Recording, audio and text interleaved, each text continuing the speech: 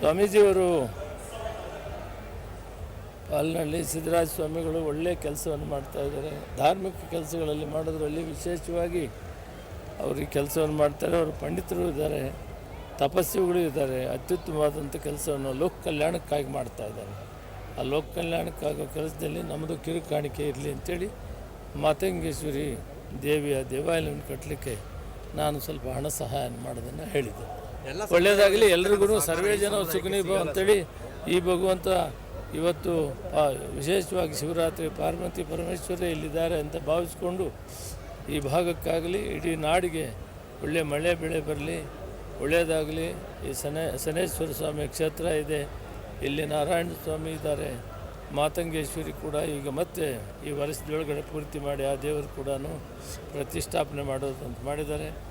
ಈ ಭಾಗದ ಎಲ್ರಿಗೂ ಕೂಡ ಒಳ್ಳೆಯದಾಗಲಿ ಅಂತ ದೇವರನ್ನ ಪ್ರಾರ್ಥನೆ ವಿಚಾರದಲ್ಲಿ ಸಮುದಾಯದವರಿಗೆ ಕರೆ ಕೂಡ ಬಯಸ್ತೀರಾ ಸರ್? ದೇವಾಲಯ ನಿರ್ಮಾಣದ ವಿಚಾರದಲ್ಲಿ ಈಗ ಹೇಳಿದ್ದೀನಿ, ಎಲ್ಲರೂ ಭಾಗವಹಿಸಬೇಕು. ಸರಿ.